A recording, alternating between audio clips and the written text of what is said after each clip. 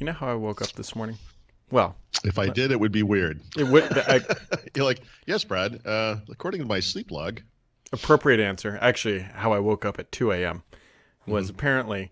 Well, this is what I woke up to at 2 a.m. Was my daughter in my bed, both her hands on my pillow, ripping it out from under my head. Wow. This is that's why I close the door to my bedroom before I go to bed. Well, if your daughter did it, it would be even more concerning because my daughter's 5, and I don't think your daughter's 5. No. She tries to keep her distance. Yeah. Apparently she had a bad dream, and that bad dream, including her climbing into bed and me not being allowed to use the pillow my head was on, and she needed it to sleep in our bed. And I just woke up to her, just 2 hands on the pillow, just ripping it. Oddly enough, I woke up at 2:45 a.m., which I know because I looked at my watch, and I thought it had to have been like 5 something in the morning. And I was thinking to myself, if it's close enough to 6, I'm just going to get up. And then I looked at the watch and I was like, oh no. Like, that's actually really unusual for me to wake up like that. Like, it's such that I would check the time. But I'm sure it's related to your daughter's nightmare and the incursion into your bedroom. I just assumed you were texting my daughter somehow, even though she doesn't have a phone. Or go to daddy. Go to daddy. Double hand the pillow. Daddy's in trouble. Make sure to put it over his face and just put the pillow. Yeah, exactly. Now take the pillow. You have no idea how many months it's taken to train her for this mission. Nothing like a little casual murder to start the day. Manchurian Candidate in the morning, Yeah, speaking of Manchurian Candidate, that actually just reminded me of something I forgot to do that we're going to be doing in June, Paul, which is going to the Shift Happens conference in Washington, D.C. You can find all the info in the link below. I'm looking forward to that. Despite the fact, like tomorrow morning I have a 6 a.m. flight, right? So you can kind of back math that one. I'm going to be getting up in the wee hours. Actually, probably 2:45. Yeah, but if you need my daughter, she can come wake you up with her own services. Yeah. Actually, that's almost certainly why I woke up. I'm sure you may not feel like you're nervous about it, but as a trip approaches like this, anyway, Build obviously is next week. We have. Shift Happens happening. We have got a VMON happening. It's a lot of stuff coming up. A lot of good stuff, I think. We'll see what happens next week to see if it was worth the jaunt all the way across the Great Plains. I mean, yeah, it's going to be worth it for me. I'm trying to set up interviews with people. I want to do more interviews as it is, and I just want to make sure I'm talking. Say, I have this really awful feeling that a lot of the content at Build is not going to be directed to me, right? Meaning individuals, consumers, that kind of thing. I mean, I really like the developer stuff. I'm not super interested in the cloud stuff. So on that note, I've reached out to people on the web app client side. I'm hoping to walk out of here with some good information regardless. We will see. The web app stuff, I think, is going to be... Well, actually, I don't know if you just saw this. They announced it on Twitter, the dev team did, that if you pin an app, if you turn... Like I use TweetDeck. This is where it's appropriate. I turned TweetDeck into a web app. It's now a first-class citizen in the start menu, meaning that it just shows up there. Let me just look at this real quick. Because it did not previously. Well, it did, but it was in a folder. Yes. Under it was like Edge, whatever. Yours price is Edge Developer Apps or something. So now they appear as under recently added at the top of the start menu. So it's more of a first-class kind of thing. Let me test something while you guys are all waiting. Yeah. Because I'm curious about this. If you've been using Edge all along, the stuff you've already saved that way will not, will not be there. However, what I'm curious, that's not what I want. What I'm curious about is, if I had the Jeopardy theme song queued up, I would just. Yeah. So obviously that works for web apps. Twitter, like mobile.twitter.com, et cetera, et cetera.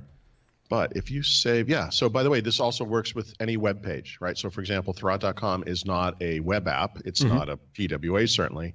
But if you use that same facility in Edge, where you go down to more tools, pin to desktop, in the case of a non-app, that will also appear right there under recently added at the top. And if I scroll down to T, I assume, yes, it's under T as well.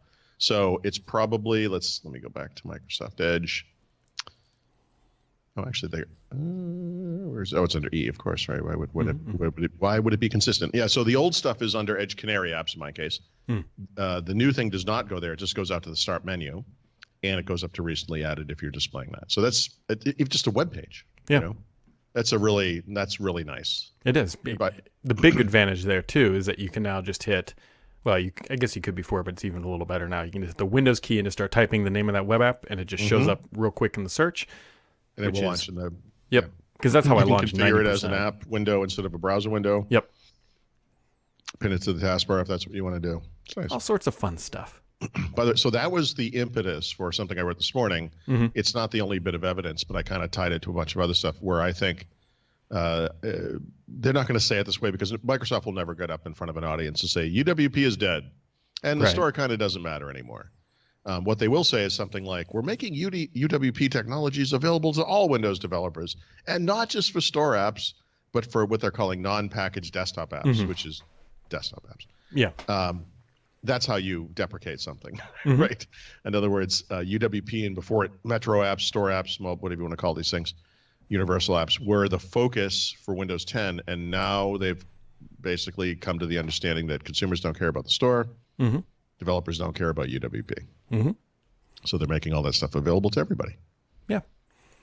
Yeah, and I'm sure they're all going to adopt it, just like they've adopted Fluent Design, and well, I mean, look, Windows 10 will hit 1 billion users. At one point, Windows 10 will be Windows, right? And so at that point, it doesn't hurt to put, Fluent or whatever into your desktop app. I mean, because you're basically reaching everybody.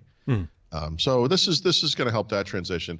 I also think another aspect of this Edge thing that plays into this is the way that it supports web apps and the way that people install web apps. I think we were just describing, people tend to use the web browser is like, I don't know, 50 to 70% of all usage on Windows. I forget the exact number. That's how people think of apps these days, by and large, except for the legacy stuff. And they acquire those apps through the store. However they access them, if they're just typing in URLs or accessing favorites or pinning apps like we just described, the mindset is the browser. And that's the way that Google approached web apps. Microsoft did it with that store approach. And, frankly, I don't think it's been super successful. We haven't seen too many web apps in the store. And, of course, there's no way to even know because they don't really advertise them. It's not like there's a special section on the store. Like, these apps are from the web, Yeah. The idea is that you shouldn't care or know. But people just don't visit the Windows Store. I don't think the Microsoft Store. I don't think this is a big deal. And so I think the browser-based methods are what makes sense for those kind of apps. It realistically is. I mean, that's the future, at least for some aspect of applications. The present as well. Yeah. Yes. Yep. I mean, the only app that I use that I don't think at least not yet, be tossed into a browser is a proper video editing app. Yep. But everything else, look, there are great web-based games. Yeah. I keep talking about the photo editor. It's something I kind of struggle with. I've been using something, I think it's called Photo P, like PEA. Yeah. Which is, it's fine. It's fine. There's a couple little things it doesn't do, like save cropping settings. Like one of the things it's a stupid thing, but I crop to 16:9 all the time. Yeah, so, that's what we use. Yep. So the crop tool I use is preset to that. It's always set to that. It never changes. And, a lot of the other tools like paint.net won't save that. There's the other tools I've tried, like you can set it to 16:9, but then when you go back, you close the app, come back later, it's set to whatever. It's 1:1 or whatever. Yep. One of the other things, speaking of the web, Phil Spencer posted on Twitter that the xCloud hit a major milestone, and the milestone is right in the name. It's called the take-home milestone, Paul. And what do you think a take-home milestone lets you do? I think if you're a Microsoft employee, it lets you access this at home. And that's the first step toward public trials. Yep. Which it makes us feel more confident that when they said late 2019 public trials, that's still on track. This conveniently happens before E3. You can expect probably some sort of demo of somebody taking it home at E3, I would bet. Yeah, it should be videos of Microsoft employees' kids playing games on their phones from home. Yeah, I think so. Something like that. So yep, that's a big one. Coolio. And then the other big thing that happened yesterday was Apple's earnings, which a little interesting because the iPhone is laptopped. Maybe that's is what I should say PC'd. I was going to say PC. Okay, I was like laptop. I think we've seen peak iPhone if that's what you're alluding to. Yeah, it's funny. Google had announced their earnings a day earlier, and the net reaction to that was very negative. And and some actual financial analysts kind of looked at this and said, honestly, they're growing great. Like this business is fine. And the $1 billion shortfall from the expected revenue thing was completely because of currency fluctuation. By the way, there is a call this morning. Let me just bring this up so I get this right. Like it says, where's this email I got? Alphabet shareholders call for Google's parent company to be broken up. Yeah. I have to say, I don't think that's a great idea. Every other business that Alphabet owns is holding back Google. It's kind of screwed up. I mean, Google is over 100% of the revenues and profits that the company generates. Well, that's not true. Of profits that they generate. It's like, I don't know, whatever. Okay, I get it. That's fine. Yep. But with regards to Apple, which was your point, the net reaction to that one's been kind of positive. And I don't see almost anything positive in this. I know that iPad sales were up, Okay, great. That's great, but that's a relatively small business. And services revenue, of course, was up. That's what's going to happen there, but not as big as the jumps we've seen in previous quarters, suggesting that that's starting to level out. Although they do, of course, have new services coming, and that will help as well. The other little bit that I got in there, which I thought was a little disingenuous of Apple, when Apple registers services revenues, they do not differentiate between third-party services, where they take a 30% or 15%, depending on the time frame, cut from other companies' revenues and their own revenues, right? And so when they say something like, we expect this to be an X number business by 2020, whatever the figure is, that's not their stuff. It's their stuff and all the other stuff they were already collecting. Like they're kind of artificially pumping up the services numbers in a sense that they're not all first-party services, right? Like I know that it's still real money, and it's money they've been generating.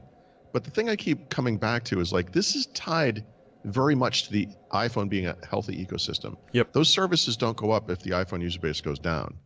And I'm not saying there's actually evidence that the iPhone user base has gone down, but they're pretty much selling to the same audience over and over again. So you could make the argument that that is what's going to happen. And, this thing, I don't mean, it's not a house of cards exactly. It's still, I think 900 million iOS devices, something like that. But I don't know. It still seems tenuous to me. Yeah, well, I'm surprised that this was greeted with happiness in any way by anybody. Yeah, I mean, they're a one-product company, and then they have other products that do make money. I mean, on a sizable scale, but compared to the iPhone, they're nothing.